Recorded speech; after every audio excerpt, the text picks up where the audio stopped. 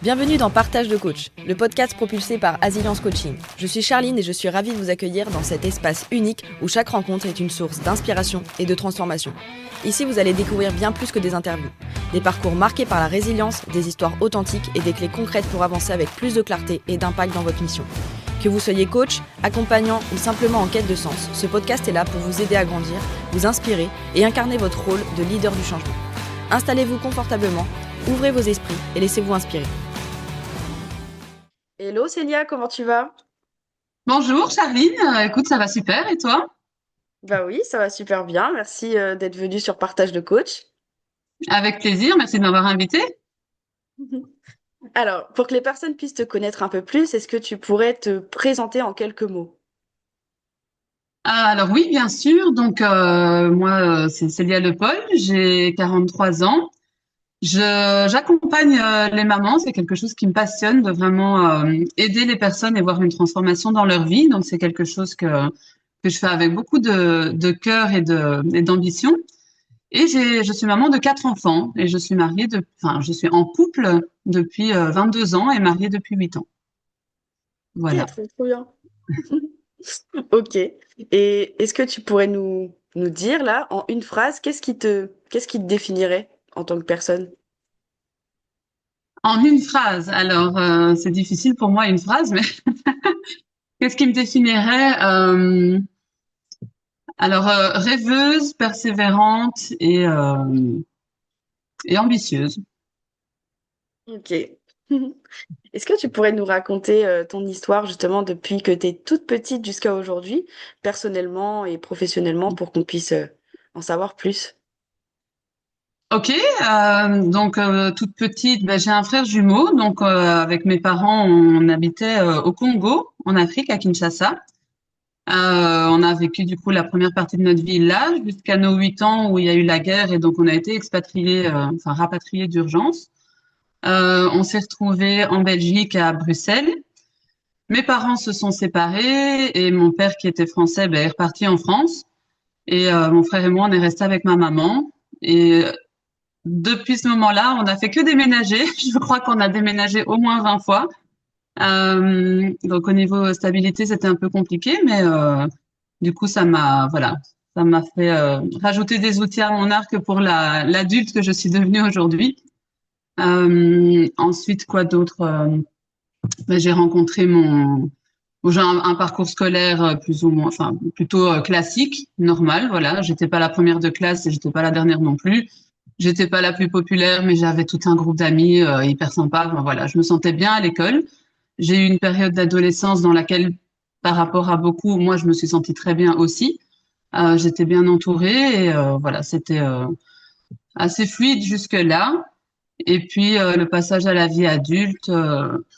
Ben, j'avais toujours dit depuis toute petite que je voulais m'occuper des bébés ou être hôtesse de l'air. Et il s'est fait que finalement, ben, j'ai travaillé en crèche pendant plus de 20 ans. Donc des bébés, j'en ai eu entre les mains, beaucoup, beaucoup. C'était vraiment top. Et en fait, ce que je fais aujourd'hui, c'est ce parcours-là en fait qui m'y a amené parce que à force de connecter avec les mamans que je sentais parfois perdues, qui avaient besoin de se confier, qui avaient besoin de parler, qui avaient besoin de demander des conseils ou de réponses, je me suis rendu compte que voilà, m'occuper des bébés c'était vraiment top, mais que les mamans avaient aussi un réel besoin et qu'elles savaient pas où trouver leurs réponses. Et donc, beaucoup plus tard, ça m'a donné l'envie de m'occuper des mamans dans une intention, malgré tout, de bien-être pour l'enfant. Une maman épanouie, bah, c'est un enfant qui va bien aussi, en fait. Voilà. Hmm. Ok. Et t'as fait quoi comme étude du coup? J'ai commencé par des études de tourisme puisque je voulais être hôtesse de l'air et puis finalement, je me suis rabattue. J'ai eu la chance de travailler en crèche à l'époque. Ils exigeaient pas encore de diplôme, mais ça m'a tellement plu que j'ai fait 2 ans d'études pour devenir directrice de maison d'enfants, ce que j'ai été par la suite du coup. Et et puis par après, j'ai fait des études de langue. Qu'est-ce que j'ai fait d'autre? J'ai fait des formations en énergétique, ça m'intéressait beaucoup aussi. Et là, j'ai fait la Paradox School de David Laroche pour me former au coaching et aux outils PNL pour faire ce que j'aime faire le plus en ce moment, c'est-à-dire aider les gens à transformer leur vie. Hmm. Génial. Et je me demande justement, quel a été ton déclic pour te tourner vers les mamans, puisque toi, tu étais orientée bébé depuis un moment. C'était quoi Ouais. ton déclic? Le déclic, c'est que j'ai 4 enfants et que du coup, j'ai 4 expériences bien concrètes de ce qu'une maman peut ressentir au quotidien et la charge mentale qu'elle peut avoir et la pression qu'elle peut ressentir, l'isolement aussi. Enfin voilà, moi j'ai fait plein de choix qui ont généré plein d'émotions et voilà, ça a été par moments les meilleurs moments de ma vie et à d'autres moments les plus difficiles aussi, faut se l'avouer. Donc je me suis dit, je suis sûrement loin d'être la seule.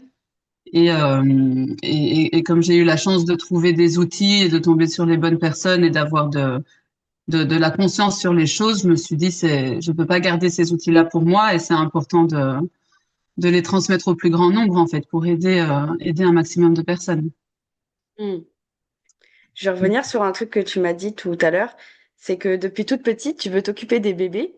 Mm. Et ça vient d'où justement cette volonté-là depuis toujours en fait? Oula, je me souviens que j'ai dit ça quand j'avais 3 ans, quand on m'a dit tu voudras faire quoi plus tard, et j'ai dit m'occuper des bébés. J'avais une poupée dont je m'occupais tout le temps. Ça vient d'où? Alors peut-être par la suite, je comprendrai que dans mon enfance, j'ai eu un besoin de sécurité qui a peut-être pas été tout à fait nourri, euh, sans aucune mauvaise intention de la part de mes parents, mais juste de la maladresse ou de l'ignorance sur certaines choses. Et donc peut-être que c'était quelque chose que j'ai cherché à guérir ou à combler d'une certaine manière, donner aux enfants ce dont je perçois avoir manqué quelque part. Hmm. Et justement, ce besoin de sécurité que tu as voulu transmettre à travers ton travail, comment est-ce que tu l'as mis en place en fait dans ton travail? Dans mon travail à la crèche, j'étais une puéricultrice qui prenait beaucoup les bébés dans les bras, qui les rassurait beaucoup quand ils pleuraient. J'étais pas du genre, mes collègues me disaient souvent, bah, laisse-les pleurer, c'est des caprices. Si tu les prends à chaque fois qu'ils pleurent, ça va, on va plus s'en sortir. Et bah, c'était pas quelque chose de possible pour moi. Donc, je les prenais beaucoup. Et puis, bah, je me roulais par terre avec eux. J'étais à 4 pattes par terre. Enfin, j'étais dans le jeu et dans le contact physique, les câlins, les bisous, pour voilà, les rassurer. Et à mon sens, c'était quelque chose d'important qu'ils ont ressenti et qui leur ont fait du bien aussi. Parce que le matin, quand ils arrivaient avec un grand sourire, ils me tendaient les bras et j'avais un vrai retour de ce que moi je leur donnais. Ils me donnaient tout autant, en vrai. Hmm. Et toi, justement, t'en penses quoi des parents qui pensent que laisser pleurer, c'est un caprice? Qu'est-ce que t'en penses, toi? Personnellement, je suis certaine que non, que ce sont pas des caprices. J'ai lu une phrase dans un livre, je sais plus lequel, que les caprices, c'est un mot inventé par les adultes quand ils ne comprennent pas quelque chose, tu vois. Et je suis convaincue qu'un bébé, non, ne fait pas de caprices, en tout cas pas à 3 mois, 4 mois, 5 mois. Enfin, c'est encore très, très petit. Et dans ce moment-là, dans cette période-là de leur vie, la seule chose dont ils ont besoin, c'est de se sentir justement en sécurité. Et ils ne font qu'un avec la maman, souvent. Donc non, ce sont pas des caprices, c'est le moyen qu'ils ont d'exprimer qu'ils se sentent, voilà, peut-être qu'ils ont peur de quelque chose ou qu'ils sont tristes ou peu importe l'émotion qu'ils vivent, mais en tout cas, ils expriment quelque chose et la seule façon qu'ils ont de le faire, c'est en pleurant. Hmm. Et justement, qu'est-ce que tu conseillerais? Je pense, enfin moi je suis pas maman pour l'instant, mais du coup, si un enfant pleure ou en tout cas a beaucoup de réactions très très très très petits, quelles seraient les astuces ou les conseils en tout cas pour qu'un parent apporte cette sécurité-là? Parce que des fois on sait pas réagir. La réalité, je pense qu'il y en a beaucoup qui Oui. savent pas et qui comprennent pas, comme tu l'as dit. Bien sûr, je suis pas en train de dire qu'un bébé ne doit jamais pleurer parce qu'en effet, il a besoin aussi voilà, d'exprimer des choses enfin, ça fait partie de son chemin et de son expérience. Mais pour moi, on ne laisse pas pleurer un bébé pendant 1 heure. Donc, d'abord, voilà, essayer de comprendre quelles seraient les raisons. Souvent, il y a des choses basiques. Est-ce qu'il a été changé? Il a été nourri? Il a assez dormi? Après, moi, je suis beaucoup dans la communication aussi. Donc, parler, prendre l'enfant dans les bras et lui parler avec une voix douce, avec une voix claire, le rassurer, lui dire qu'on est là, qu'on comprend que quelque chose ne va pas et que qu'il a le droit de s'exprimer, de donner le droit en fait à un enfant aussi petit qu'il soit d'exprimer ce qu'il ressent. Je pense que c'est vraiment la base.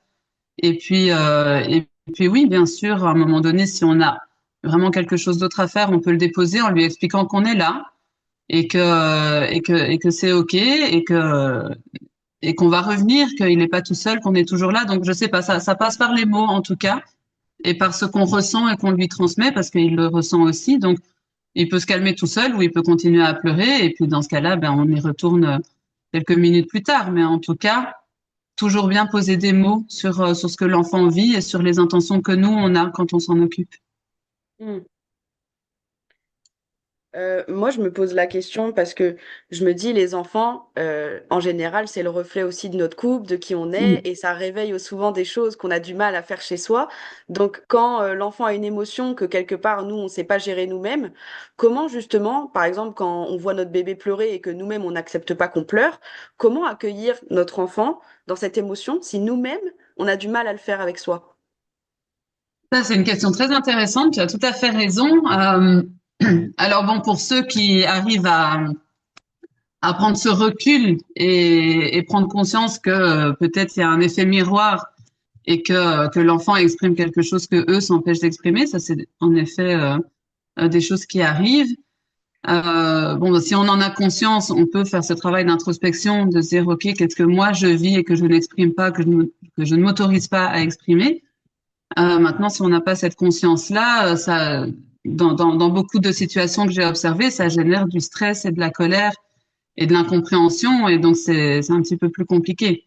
Donc c'est vrai que tout l'intérêt justement de parler de ces sujets-là et de mettre des mots dessus parce que souvent un pleur de bébé qu'on a du mal à euh, qui génère du stress ou de la colère chez nous, quelque chose qui va nous énerver vraiment profondément, c'est que ça vient réveiller quelque chose en nous. Et donc c'est vrai que si on n'arrive pas à faire cette introspection seul, c'est intéressant de se faire accompagner et d'en parler à quelqu'un, en tout cas pour essayer de mieux comprendre. Parce qu'en effet, plus on travaille sur les parents et plus ça a un impact sur les enfants, ça c'est certain. Hmm. Et quel travail les parents peuvent faire ou doivent faire pour justement apporter cette sécurité et tous les bienfaits en fait qu'on est censé se donner à soi-même. Mais du coup, on se retrouve un peu bloqué. Quel travail on peut faire pour accueillir au mieux un enfant dans son développement? Quel travail on peut faire? Alors bon, bah, tout ce qui est travail, développement personnel, dont on parle vraiment de plus en plus aujourd'hui, la chance qu'on a, c'est qu'il y a énormément d'outils à notre disposition qui n'existaient pas forcément avant, autant de nos parents ou grands-parents. Donc là, moi, pour ma part, ça a été vraiment le coaching. J'ai eu ma première expérience de coaching était à la base pour mon fils de 6 ans à l'époque. Et finalement, j'ai travaillé sur moi pendant 3 mois et j'ai jamais eu besoin d'emmener mon fils voir une thérapeute ou quelqu'un. Donc en fait, moi, le coaching m'a vraiment, vraiment ouvert des portes et beaucoup aidé. Après, il y a plein d'autres outils qui existent aujourd'hui et plein de professionnels du bien-être. Donc, la personne peut, si elle est ouverte à ça, en tout cas, essayer l'une ou l'autre chose et voir ce qui lui parle en vrai. Mais des outils, c'est pas ce qui manque. Donc, il suffit de s'intéresser un petit peu à ce qui existe. Voilà, il y a la méditation, il y a l'imagerie guidée, il y a la PNL, il y a l'hypnose, il y a le coaching, il y a des différentes thérapies énergétiques, soins Reiki. Enfin, je sais pas. Il existe tellement, tellement de choses aujourd'hui que des outils, c'est pas ce qui manque. On en a. Et j'ai une question aussi, parce qu'on entend beaucoup parler d'éducation positive, de tout ça.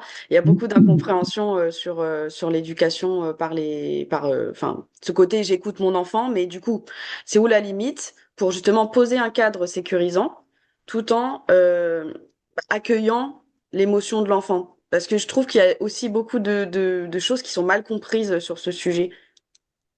En effet, et ça c'est de nouveau propre à chacun. Je suis pas sûre qu'il y ait une règle qui soit idéale pour tout le monde. On est 10 milliards d'êtres humains.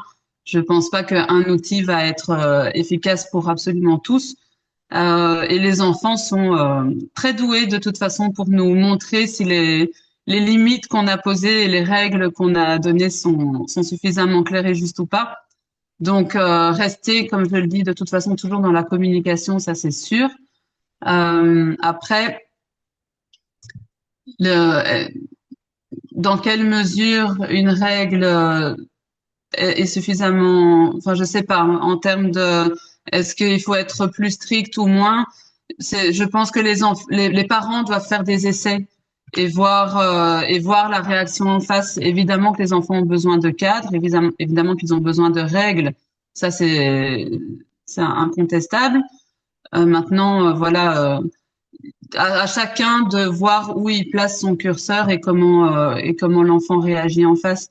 Je pense que comme les enfants ont chacun un tempérament, un caractère différent, des besoins différents aussi, ça va être propre à chacun. Donc les parents, il n'y a pas de mode d'emploi, ça se saurait et ce serait trop facile. Donc voilà, il faut tester, mais ça part de soi. Donc est-ce que moi je suis au clair avec mes limites et avec mes besoins et est-ce que je les exprime suffisamment clairement pour qu'ils soient entendus en face? Donc je pense que c'est de nouveau plutôt une introspection et de voir qu'est-ce que ça fait en moi et à quel point ça fait écho en face. Hmm. Là, il me vient un exemple, par exemple, si on prend un enfant entre 1 an, 3 ans, qui a des comportements potentiellement violents, qui donne des coups, etc. Et comment est-ce qu'on peut réagir? Parce qu'il y en a qui ont tendance à dire, bah voilà, je le laisse parce que c'est la frustration, donc je le laisse sortir sa frustration, mais du coup, il n'y a plus de cadre. Comment est-ce qu'on gère la situation, ou en tout cas ton avis, toi, sur ça? Mon avis sur ça, c'est qu'en effet, on peut poser un cadre, même dans ces moments-là, en expliquant que oui, il a le droit de ressentir de la colère et il a le droit de l'exprimer, c'est important, mais il y a une façon de le faire. Donc le cadre, il est là. C'est en fait, tu peux pas tout casser dans la maison, tu peux pas taper tes frères et sœurs ou tes parents. Enfin voilà, il y a quelque chose à poser là en expliquant que l'émotion, elle est juste, elle est légitime et qu'on comprend parce qu'on en vit tous. C'est important pour les enfants d'entendre aussi que l'émotion qu'ils vivent, les parents peuvent vivre la même, parce qu'ils se sentent compris et entendus, et ça peut déjà apaiser l'émotion aussi à ce moment-là. Et puis poser le cadre en disant voilà, tu as le droit et exprime-la et je vais t'aider à le faire si tu veux. Je te donne un coussin, je te donne un morceau de bois, on va aller dehors taper contre un arbre ou peu importe. Il y a de nouveau des, faut être un peu créatif quand on est parent, même très créatif. Mais voilà, accompagner l'enfant dans son émotion et le laisser l'exprimer pleinement, mais dans un cadre sécurisant pour lui et pour les autres. Hmm.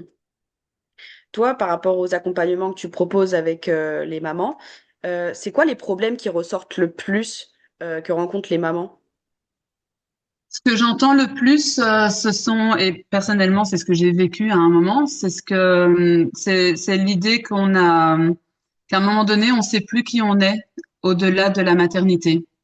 Et c'est pour ça que c'est un sujet qui me touche énormément parce que je me rends compte que c'est le cas de beaucoup de mamans qui ont cette pression sociale peut-être qu'en fait, une fois qu'on est maman, nos enfants passent avant tout et que du coup, nos besoins, ils sont plus si importants, en tout cas, ils passent en arrière-plan. Donc, à un moment donné, à force d'une certaine manière, de se sacrifier, c'est les enfants d'abord, et puis c'est la maison, et puis c'est le travail, et puis c'est le couple quand on a le temps, et en dernier lieu, c'est la maman, enfin la femme qu'on est au-delà de la maternité, et en fait on n'a plus de temps pour ça. Et un matin, les mamans se réveillent en se disant, mais en fait moi je sais plus qui je suis, je sais plus ce que je veux, et ça génère de la fatigue, du stress, de la colère, de la culpabilité beaucoup. Donc ça, c'est vraiment ce qui revient très, très, très souvent, trop souvent. Toi, justement, étant donné que tu l'as vécu, comment est-ce que tu as pris conscience de ça et qu'est-ce que tu as mis en place? J'ai pris conscience de ça quand mes deux derniers sur les quatre, mes deux derniers, ce sont des jumeaux que j'ai fait le choix de m'en occuper. J'étais H24 à la maison avec eux. J'étais en infériorité numérique, donc les journées étaient très très sportives. Et c'est un vrai choix que j'ai fait parce que j'avais vraiment cette envie de m'en occuper et de profiter d'eux un maximum. Mais ça a fait que du coup je voyais plus grand monde puisque j'étais toute la journée à la maison avec eux et mes copines elles travaillaient, mon mari il travaillait. Donc niveau social c'était compliqué. Et je sais que par moments je me sentais, je me disais en fait mince c'est pas ça ma vie et qu'est-ce que je vais faire? Donc je me sentais parfois en colère ou voilà ou triste ou voilà ça a généré des émotions. Et puis quand ils sont rentrés à l'école, là, ça a été la douche froide pour moi parce que je les ai emmenés à l'école et je me suis dit, OK, maintenant, qu'est-ce que je fais? Là, j'ai récupéré 8 heures de mes journées et je sais pas quoi faire. Donc ça a été une vraie révélation. Je me suis dit, OK, en fait, là, depuis 2 ans, je suis maman, mais je sais pas ce que je suis d'autre. Je sais pas qui je suis d'autre. Je sais pas ce que j'ai envie de faire. Donc ça a été compliqué. Ça m'a demandé justement de me faire accompagner en coaching. Moi, c'est l'outil que j'ai choisi. Pour justement clarifier ça, voir ok qui j'ai envie d'être, quelle femme j'ai envie de réveiller, qui existe déjà, qui était là avant la maman, mais que j'ai oublié, que voilà à qui j'ai plus laissé la place. Et voilà petit à petit, avec les accompagnements et avec un cheminement personnel, j'ai réussi à trouver qui j'avais envie d'être, ce que j'avais envie de faire et là, enfin, depuis pas si longtemps, depuis quelques petits mois, j'arrive à dire que je me suis remise au centre de mes priorités et zéro culpabilité. Pour moi, c'est vraiment, c'est normal et je suis hyper fière, hyper contente d'être arrivée à cette réflexion-là parce que du coup, là, j'ai plein d'idées, j'ai plein de projets, j'ai plein d'envies et je m'autorise enfin à rêver grand et à me dire que tout est possible et que je peux y arriver et que je vais le faire. Donc ça m'a redonné de l'énergie, ça m'a redonné des buts, ça m'a redonné de l'envie, de la joie aussi et enfin voilà, ça a remplacé beaucoup de choses. Et tu t'en parlais très bien et je pense que tu connais mieux le sujet que moi. Mais du coup, rien que moi, quand je vois des personnes qui ont des enfants, il y a beaucoup ce sentiment de culpabilité, de se passer en priorité. Genre Mm. même peut-être des mamans qui écoutent là et se disent, waouh, attends, moi c'est impossible, je peux pas faire ça. Ça veut dire que j'abandonne mes enfants. Enfin, il y a des films dans Mhm. leur tête. Comment remettre bah, l'église au milieu du village, quoi? Comment remettre l'église au milieu du village? Oui, cette culpabilité, elle est très tenace, hein. Elle est très, très, très tenace et très présente chez les mamans. C'est vrai que je pense que je pense que c'est aussi, on nous apprend pas à penser à nous. Enfin, ce qu'on nous apprend, c'est que si on pense à nous, on est égoïste. Et on grandit avec cette idée-là. Et donc, forcément, dans les moments où on a envie de penser à nous, on se dit, bah non, je peux pas parce que c'est super égoïste. Et puis, il y a l'entourage ou la société qui va te dire, bah oui, mais en fait, t'as voulu tes enfants, donc tu t'en occupes, quoi. Enfin, tu vois, il y a une forme de pression et d'injonction qui n'est pas juste du tout. Et donc, je pense qu'il faut redéfinir les mots aussi. L'égoïsme, c'est pas du tout ça. Penser à soi, c'est important, c'est primordial parce que si on ne le fait pas, personne ne le fait pour nous. Et puis, c'est une manière de transmettre à nos enfants aussi dans l'éducation, de changer ce schéma-là, parce que les enfants n'écoutent pas, ils imitent. Donc, nous, on peut leur dire ce qu'on veut. Si on ne le fait pas derrière, ils vont reproduire le même schéma. Et ce qu'on souhaite pour nos enfants, je pense, c'est qu'ils soient authentiques, qu'ils puissent être eux-mêmes dans toutes les circonstances de leur vie et qui peut leur garantir un maximum de bonheur. Donc, ça passe par montrer l'exemple. Donc, je pense que ça peut déjà pas mal déculpabiliser de se dire, ben, quand je pense à moi, ça fait de moi une meilleure maman parce que quand je pense à moi, ben, je me sens plus calme, plus sereine, plus épanouie. Et tout ça, c'est cadeau pour mon enfant et il va s'autoriser à le faire plus tard aussi. Et je me demande aussi, et tu vas me dire peut-être, euh, si justement le fait de se raconter qu'on est égoïste de penser à soi, c'est aussi pour éviter de se retrouver face à soi. Parce que quelque part, Oui, quand on s'occupe de ses enfants, comme ça évite un peu de s'occuper de soi. Donc du oui. coup, quelqu'un qui aurait peur justement de se dire, bah ok, je suis un peu plus égoïste, on va dire, mais du coup, on sait pas quoi faire de nous quelque part, comme tu as dit tout à l'heure. Mais je suis qui, je fais quoi, ça fait flipper quoi. Oui, ouais. Ça fait super peur et il y en a qui restent là-dedans et c'est OK en fait parce qu'en effet c'est plus facile de garder ce qu'on connaît même si c'est pas confortable plutôt que d'aller vers quelque chose qu'on ne connaît pas et qui potentiellement nous plairait plus. Donc c'est vrai que c'est pas facile. Maintenant je pense que en fait tu le sens quand vraiment c'est le moment. Moi il y a eu je suis restée dans ce truc-là pendant un moment jusqu'au jour où je me suis dit, mais en fait, moi, j'en peux plus d'être stressée, d'être énervée. Ça avait un réel impact sur ma relation avec mes enfants aussi, parce que j'avais plus cette patience et au fond de moi, je ressentais que j'avais plus envie par moment de m'en occuper. Et ça, c'est très culpabilisant aussi de penser ça, de se dire, mais en fait, j'ai pas envie de m'occuper de mes enfants. Là, j'ai envie de m'occuper de moi, mais je ne peux pas. Et en fait, le je ne peux pas, c'est moi qui m'en prive, personne d'autre. Je ne peux pas, c'est moi qui me le dis. Et donc ça avait un impact sur ma relation avec mes enfants. Ça me faisait encore plus culpabiliser. Je me suis dit, là, je suis dans une spirale infernale qui ne me convient plus du tout. Et donc il y a un moment où on prend la décision quand on se sent prêt et quand ça devient vraiment trop envahissant. Voilà, la décision, elle est plus facile à prendre à ce moment-là. Après, comme je le dis, moi, j'ai eu besoin de me faire accompagner parce que je savais pas du tout ce que j'allais faire ou comment, ou j'avais aucune idée. Donc, c'est vrai que c'est anxiogène de se dire, ben, je me lance dans un truc, mais je sais pas quoi. Et puis, on sait pas par où commencer. Enfin, voilà, c'est du brouillard, quoi. On est dans un énorme brouillard. Donc moi, l'accompagnement m'a vraiment, vraiment, vraiment porté vers ces nouveaux projets.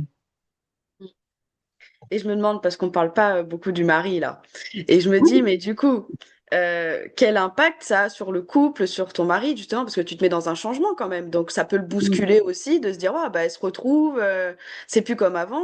Comment toi, ça a changé ta relation aussi, potentiellement?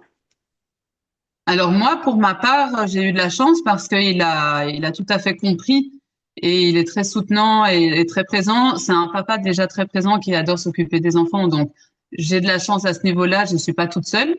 Et puis oui, il a bien senti que plus j'avançais vers quelque chose de plus juste et de plus équilibré pour moi, mieux je me sentais et plus ça avait un impact sur lui aussi au niveau de mon humeur et de mes réactions. Voilà, il y avait pas photo quoi.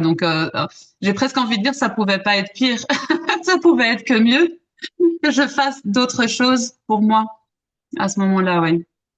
Hmm. Et tu dirais quoi aux femmes qui ont peur aussi de changer justement leur manière d'être, de se retrouver, parce qu'elles ont peur de l'impact que ça peut faire avec leur conjoint? Qu'est-ce que tu pourrais leur dire? Alors là, c'est un peu délicat parce que c'est à voir. Je pense que c'est important de se poser la question. Évidemment, le couple, il est important. La vie de famille est importante. Pour beaucoup, en tout cas, ça fait partie des valeurs dans le top 3. Mais à quel point mon couple est plus important que mon bien-être personnel et à quel point mon couple peut fonctionner dans la durée si moi, je m'oublie et je me sacrifie, c'est une vraie question. Je sais pas. Moi, je sais ce que j'en pense pour moi personnellement, mais je peux pas dire ce que comment les autres peuvent réagir. Mais c'est une vraie question à se poser en tout cas, se dire où est-ce que je suis moi dans le couple, dans la maternité, dans la maison, quelle est la place de chacun et qu'est-ce qui est important pour moi. C'est vraiment répondre à ses besoins personnels dans un but collectif, j'ai envie de dire en fait. Hmm.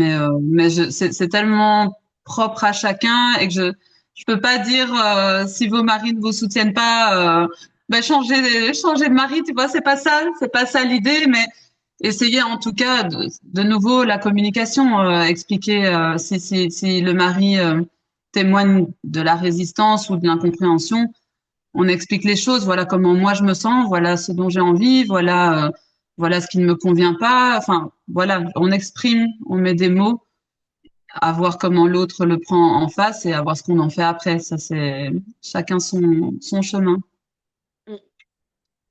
Ouais, c'est super intéressant. C'est vrai on a un rôle à jouer dans la dynamique, rien qu'en communiquant et en ouvrant les portes. Mm. Euh, Toi, dans ton parcours, c'est quoi le plus grand défi que tu as dû dépasser? Le plus grand défi dans mon parcours de maman, Ouais. mon plus grand défi, bah, ça a déjà été de passer de 2 enfants à 4, parce que les jumeaux, j'en rêvais, mais ça change énormément de choses dans l'organisation, dans toute la vie, dans le couple et dans la fratrie. Voilà, c'est un changement gigantesque. Et alors, oui, c'est vraiment quand les jumeaux sont rentrés à l'école. En fait, le déclic, il a vraiment été là. C'est le plus gros défi, c'est de me dire, waouh, là maintenant, je savais ce que je valais comme maman. Je m'en suis occupée, j'ai été présente, j'ai fait tout ce que j'avais à faire et tout ce que je voulais faire dans la maternité. Donc ça, c'est OK. Maintenant, pour le reste, je sais plus rien. Et donc ça, c'était un gros défi. Hmm. Ça serait quoi la plus grande leçon que tu as appris et que tu auras envie de nous partager? Alors là, aujourd'hui, sans hésiter, la plus grande leçon que j'ai apprise, c'est me mettre au centre de mes priorités m'a sauvé la vie. J'ai envie de dire ça vraiment dans ces termes-là. Ça m'a sauvé la vie et mes enfants et mon mari ont compris parce que je leur ai expliqué. Parce que quand j'ai envie, là, bah, tu vois, la semaine passée, je suis partie 4 jours chez mon meilleur ami et j'ai expliqué à mes enfants que j'avais juste besoin de cette bulle d'air pour moi, de me retrouver, voilà, avec mon meilleur ami où on passe, où on peut, voilà, discuter, échanger, partager des moments et que c'était pas contre eux, mais que c'était pour moi que je le faisais et que du coup, ça allait m'apporter tellement de choses que j'allais revenir encore mieux. Donc, et ils le comprennent aujourd'hui.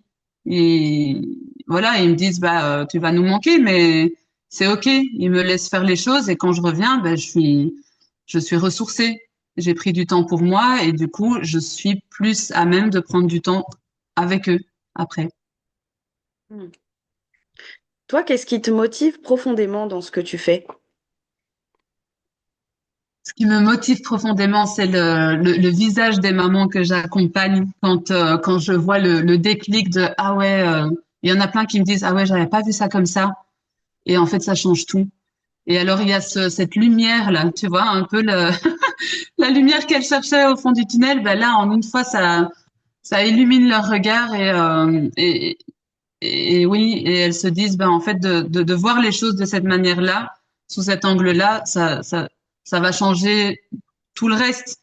Et donc, il y a vraiment ce switch à faire. Et moi, je les accompagne, mais vers une autonomie. Je veux dire, à la fin de l'accompagnement, bah, elles ont les clés pour continuer à les utiliser pour tout le reste de leur vie, dans toutes les situations qu'elles vont avoir à vivre. Et ça, c'est magique. C'est la transformation, elle est là et c'est puissant. Ça, c'est un truc, je me lasserai jamais de voir ça.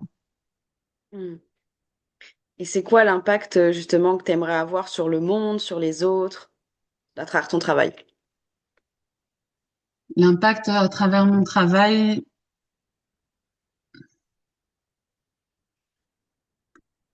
l'impact, je suis pas sûre que ça va répondre à ta question. L'impact, c'est moi, j'ai une vision d'une société plus alignée et plus consciente et plus à l'écoute, tu vois.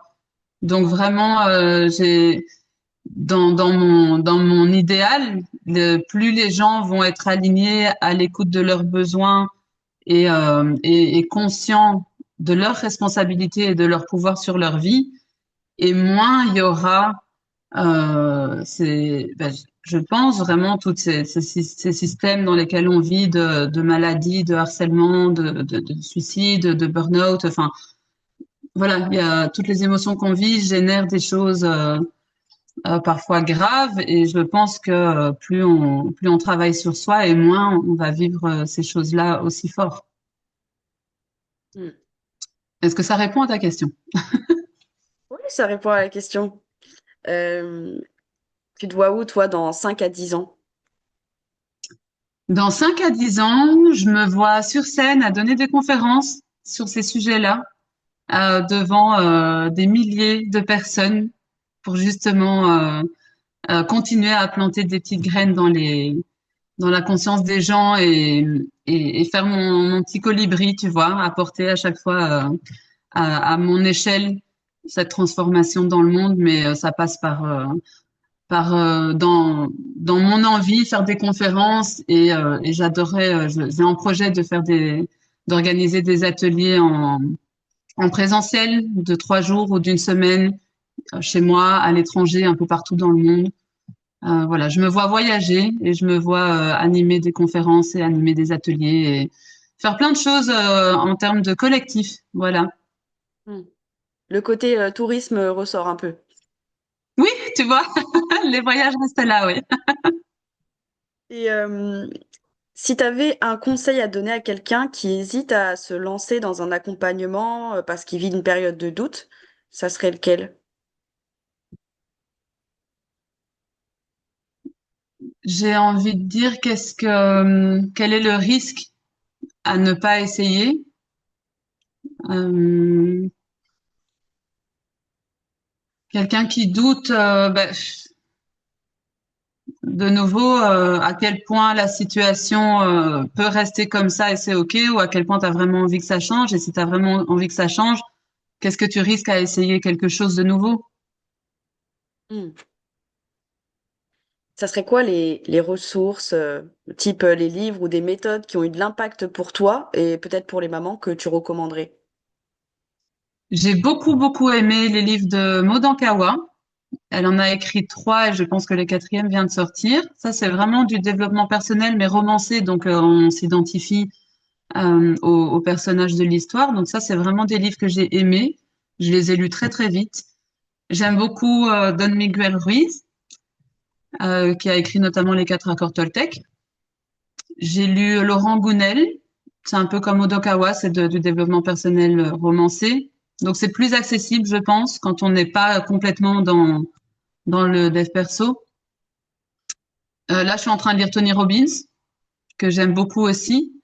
Donc voilà, ça fait partie. Et Lise Bourbeau, évidemment, je les ai tous lus.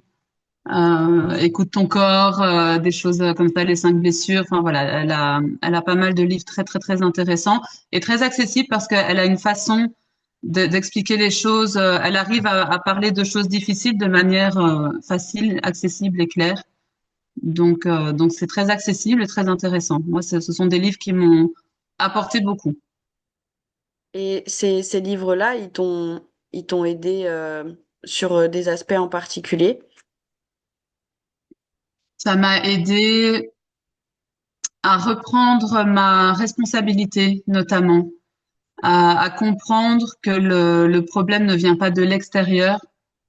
Quand on a, tu sais, tendance à dire je suis énervée à cause de mes enfants, à cause de mon mari, et moi là-dedans j'ai rien à voir, en fait si. Et donc ça m'a aidé à me regarder en face sans jugement et à comprendre que j'ai un vrai pouvoir de changer les choses qui ne me conviennent pas. Ça, c'est quelque chose que j'ai appris et compris à travers ces livres. Hmm. Si tu devais revenir en arrière, est-ce qu'il y aurait quelque chose que tu ferais différemment?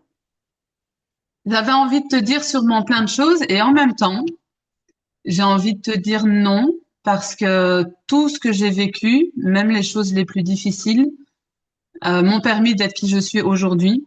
Et là, aujourd'hui, peut-être pour la première fois de ma vie, je me sens à ma place. Donc, je pense pas que j'aurais envie d'enlever quoi que ce soit dans mon parcours. Hmm. Ça me fait trop rire à chaque fois.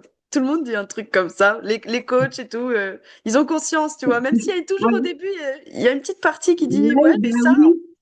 Bah parce que oui, c'est ce que je te disais, il y a une partie de moi qui se dit, bah oui, j'aurais bien enlevé ça ou ça parce que c'était vraiment pas cool, mais ça m'aurait enlevé l'apprentissage derrière aussi.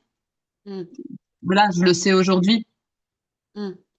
Et tu aurais un exemple justement d'un événement difficile que tu as vécu où tu vois la leçon derrière que tu as appris, peut-être pour que les personnes puissent ressentir aussi ce que tu dis? Je vais revenir au même exemple, même s'il y en a sûrement d'autres, mais l'exemple de mes enfants, quand j'ai fait le choix de ne pas les mettre à la crèche et de les garder à la maison.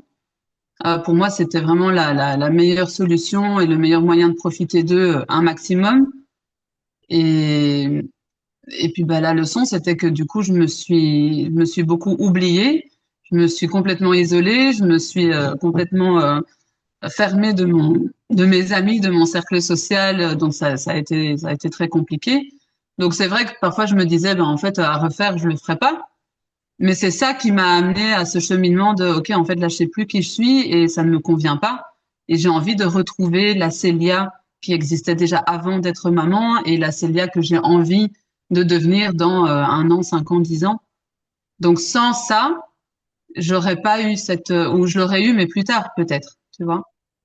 Hmm.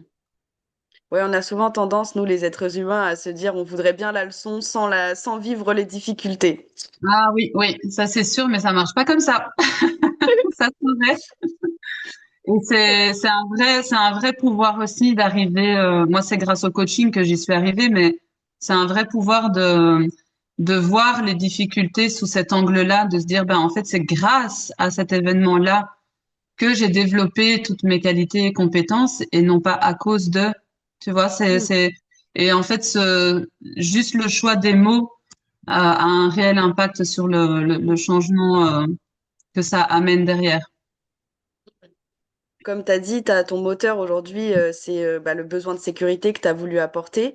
Et on se dirait, ah, bah, si mes parents, ils m'auraient apporté plus de sécurité, ou en tout cas, si j'aurais ressenti plus de sécurité, ça aurait été mieux. Alors qu'en Ouais. vrai, sinon, tu perds ta mission.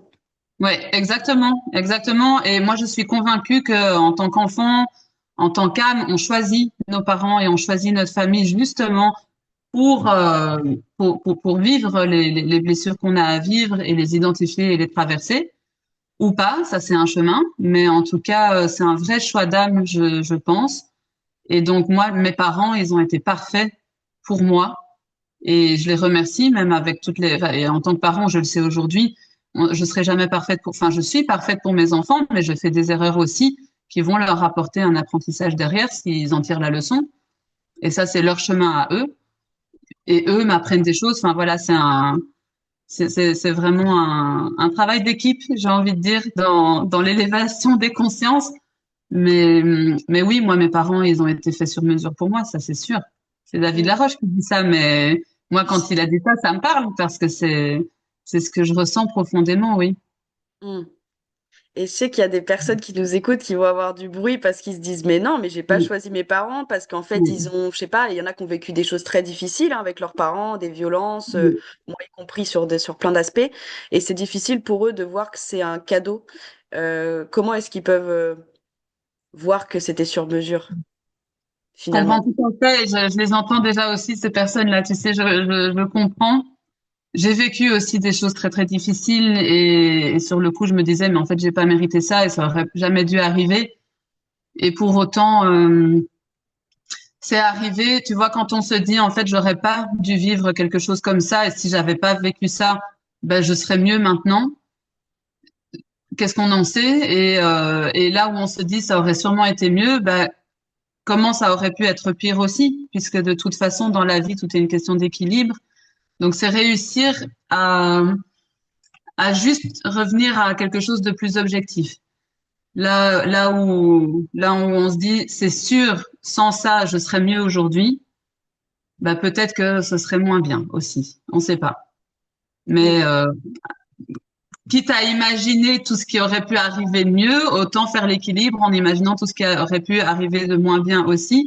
Et qu'est-ce que j'ai développé? Quelles sont mes qualités aujourd'hui? Quelles sont mes compétences? Quelles connexions j'ai fait avec les gens? Quelles relations j'ai avec les gens? Et vraiment faire le lien, prendre conscience que j'aurais peut-être pas développé tout ça sans les événements difficiles. J'aurais sûrement développé d'autres choses, mais pas ces choses-là. Et à quel point c'est important pour moi et à quel point ça répond à mes valeurs d'avoir ces qualités-là. Moi, pour ma part, ça me remplit et j'en suis super heureuse aujourd'hui. Je dis pas que j'aurais envie de revivre ces événements difficiles, mais je sais qu'ils ont eu un sens et je sais que c'était, moi j'appelle ça des cadeaux mal emballés. Ouais, C'est, moi aussi. c'est dur de le voir comme ça et la première fois qu'on m'a demandé de le voir comme ça a été très difficile. Il y a de la résistance évidemment, mais, mais objectivement, c'est ça. Donc, quand on arrive à sortir de son bruit mental, justement, en fait, non, c'est pas juste et non, c'était pas à mon service. Il y a une autre manière de voir les choses et ça s'apprend aussi. Mm. Parce qu'on n'est pas habitué à ça et on nous apprend pas ça non plus, mais ça s'apprend. Et c'est jamais Mm. trop tard. Et donc, ça, c'est la bonne nouvelle, c'est qu'à tout moment, on peut décider et choisir de voir les choses autrement, à un moment donné, si ça ne nous convient pas. Mm. Je pense que pour aussi résumer ce que tu as dit, c'est démarrer cette démarche, mais dans une perspective d'empathie, d'amour et de responsabilité. C'est pas Ouais. juste tu te responsabilises et du coup tu culpabilises, mais c'est vraiment avoir de Mmh. l'empathie et de l'amour aussi Ouais. là-dedans. Et c'est souvent ça qu'on oublie la plupart du temps quand on fait ce genre de Ouais. processus. Euh, C'est sûr. Ouais. Mais c'est, oui, tu dis de l'empathie et de l'amour et de l'accueil et acceptation, c'est se réconcilier avec ces parties de nous qui ont été blessées, en fait. C'est vraiment ça. Et parce que quand on s'en veut, on se juge. Quand on se juge, on culpabilise et ça crée cette boucle qui est vraiment désagréable. Donc, quand on arrive à sortir de nos propres jugements, du coup, il n'y a plus la culpabilité et on peut faire place à l'accueil et à l'amour et à tout le reste. Et là, ça transforme vraiment des vies. Ça, c'est sûr. Et tu l'as dit, c'est que quelque part, des fois, bah, même ta mission, ça revient aussi à se responsabiliser et beaucoup voient responsabilité égale se juger et culpabiliser. Alors que c'est pas du Mhm. tout ça que tu fais, tu Non, vois, dans ton accompagnement. Il y a non. beaucoup d'accueil et d'amour là-dedans. Ça passe par là. La guérison, elle peut pas se faire sans ça. La vraie transformation, si quelqu'un veut changer quelque chose dans sa vie, ça passe par là. C'est d'abord, je prends conscience de ce qui s'est passé, je l'accueille, je l'accepte avec bienveillance, avec tout l'amour que j'ai pour moi. Et après, je suis prête à aller vers une forme de guérison à mon rythme de nouveau. Hein, il n'y a pas d'urgence. Hein, c'est chacun à son rythme et on avance, mais on avance dans l'accueil et la bienveillance. Ouais, ça c'est important. Hmm. Avant qu'on termine, ça serait quoi le petit message ou la réflexion que tu souhaites souhaiter aux personnes qui nous ont écoutés? Je souhaite que peut-être ça vous ait fait voir les choses sous un autre angle, que ça ait ouvert des perspectives, que ça ait ouvert l'idée que rien n'est figé et que si vraiment on le veut, les choses peuvent changer et que c'est un vrai choix. C'est un vrai choix en conscience qu'on a tous et, et voilà. Et pour tout le monde, c'est réellement possible. Donc je vous souhaite que ça fasse écho et d'oser prendre une décision et vous choisir ou aller vers quelque chose qui vous convient et qui est juste pour vous. Hmm. Totalement aligné avec toi. Euh, Bon. Si on veut te suivre, te retrouver sur les réseaux, je sais pas, est-ce que tu as un réseau spécifique où tu es présente?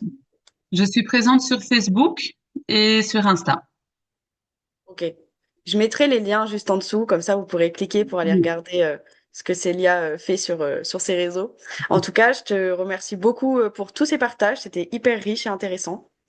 Pour moi aussi, merci. C'est toujours un plaisir de partager justement ces concepts-là et de pouvoir les approfondir. Donc voilà, c'était très agréable. Merci. Merci de m'avoir reçu et merci pour les personnes qui ont écouté. Avec plaisir, merci beaucoup. Merci d'avoir écouté cet épisode de Partage de Coach. Si cette histoire vous a touché ou inspiré, pensez à laisser un petit mot, un like et surtout à le partager, parce qu'une histoire partagée peut transformer une trajectoire. Et si vous voulez aller plus loin, rejoignez la communauté Asilience, un espace vivant et gratuit où chaque semaine, nous partageons des événements, des ateliers et des temps forts pour développer les 4 piliers du coach de demain. La posture pour incarner certitude et légitimité. Du coaching transformationnel pour créer de vraies transformations.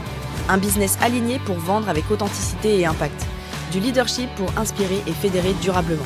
Le lien est directement en description, juste en bas. Et rappelez-vous, dans Asilience, on ne grandit jamais seul. À très vite pour un nouvel épisode de Partage de Coach.